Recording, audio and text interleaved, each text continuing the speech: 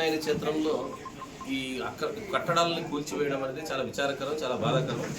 ఎందుకంటే ప్రభుత్వాలు సహాయం చేసి పేదలను ఆదుకోవాల్సింది పోయి రైతులు, అందులో కరువు జిల్లాలకు సంబంధించిన రైతుల సహాయంతో ఇంత పెద్ద సేవా కార్యక్రమం, నిత్యాన్నదాన కార్యక్రమం జరుగుతుంది.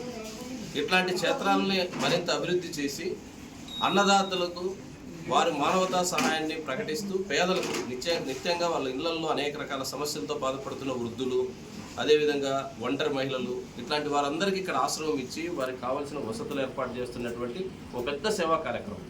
దీన్ని ప్రభుత్వం ప్రోత్సహించాలి. లెక్క ప్రకారం వారే ఆశ్రమాలు కట్టించి ఇట్లాంటి వాటికి అవసరమైనటువంటి కరెంటు, ఇతర మంచినీళ్ళు, భోజనానికి అవసరమైన ఏర్పాట్లు, ఇక్కడ పనిచేసే సిబ్బందికి, ముఖ్యంగా పారిశుద్ధ్యం ఇట్లాంటి పనులు చేసే సిబ్బందికి వేతనాలు ఇచ్చి వాళ్ళని శాస్త్ర ప్రాతిపదికన పెట్టాలి.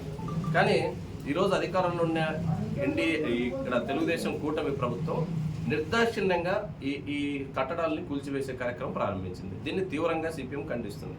ముఖ్యంగా గత డిసెంబర్ నెలలో, ఈ జనవరి నెలల్లో ఫారెస్ట్ అధికారులు నోటీసులు ఇచ్చి ఆ రకంగా కలెక్టర్ గారు అనుమతి తీసుకొని ఇవి కూల్చేసామని ఒకవైపు రెవెన్యూ వాళ్ళు చెప్తున్నారు, పోలీసులు చెప్తున్నారు. కానీ ప్రభుత్వం తనకు తెలకుండా జరిగిపోయింది. దీనికి పశ్చాత్తాపం చెందుతున్నాం. కాబట్టి మేము విచారం వ్యక్తం చేసి తిరిగి మా సొంత నిధులతోనే ఇవన్నీ కడతామని చెప్పేసి ఈరోజు లోకేష్ గారు చెప్తున్నారు. మేము అడుగుతున్నది ఏమిటంటే, అసలు కూల్చడం ఎందుకు, కట్టడం ఎందుకు? కూల్చే ముందు ఇక్కడ పెద్దలు ఉన్నారు, కొన్ని తరాలుగా వాళ్ళు నొప్పుతున్నారు. అట్లాంటి పెద్దల్ని సంప్రదించి ఇక్కడ ఏం చేయొచ్చు, దీనికి ప్రత్యామ్నాయం ఏమిటి అని ఆలోచించకుండా అధికారం ఉందని చెప్పేసి ఎద్దినింది ఘాటికి కట్టేయమన్నట్టుగా మేము జీవో ఇచ్చినాం కాబట్టి కూల్చేయమని చెప్పేసే పద్ధతి ఇది సరైనది కాదు. అట్లా చేయడం అనేది కొన్ని వేల లక్షల మంది యొక్క మనోభావాలకు సంబంధించిన తీవ్రమైన సమస్య. ఇదేదో ఇక్కడ ఎవ్వరు స్వార్థంతో పనిచేయడం లేదు. చాలా మంది పెద్దలను అడిగితే వాళ్ళు చెప్తున్నారు 35 ఏళ్ళుగా పనిచేస్తున్నారు, పూజారికి నా 50 పైసలు జీతం లేదంట, ఇక్కడ పనిచేసే సిబ్బందికి లేదు. ఇప్పుడు అక్కడ వెంట్రుకలు తీసే వాళ్ళని అడిగితే వాళ్ళు చెప్తున్నారు మాకేమి వేతనాలు ఏమి లేవు సార్, మేమేదో సేవా కార్యక్రమం భక్తులు ఎవరన్నా ఇస్తే 50-60 ఇస్తే తీసుకుంటాం, లేదంటే అడగమని.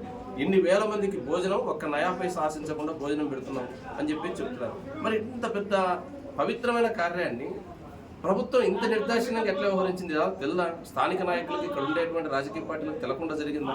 కాబట్టే ఇప్పుడేదో ఆ కట్టడం అంటే బాత్రూమ్లు, అక్కడ ఉండేటువంటి ఏవో చిన్న కట్టడాలు కట్టేసి ఇంక అయిపోయింది మా పని అంటున్నారు. అది కాదు కావాల్సింది. ఇక్కడ పెద్దలు చెప్తున్నది ఏంటంటే, గుడి మధ్యలో ఆగిపోయింది, 12-14 సంవత్సరాలుగా మేము కష్టపడుతున్న గుడి ఆగిపోయింది, ఆ గుడిని పూర్తి చేయండి. అది ఆశ్రమం పూర్తవుతే అనేక మంది భక్తులు వస్తారు. తద్వారా ఇక్కడ ఒక ఒంటరిగా ఉండేటువంటి కుటుంబాల్లో అనేక రకాల ఇబ్బందులతో ఉండే అనేక మంది వృద్ధులకి ఇది ఒక పెద్ద వృద్ధాశ్రమం లాగా ఉంది. ప్రభుత్వాలు వృద్ధాశ్రమాలు నడపలేకపోతున్నాయి, కానీ ఇంత పెద్ద మనుషులు ఎట్లా నడుపుతున్నారో ఆశ్చర్యంగా ఉంది.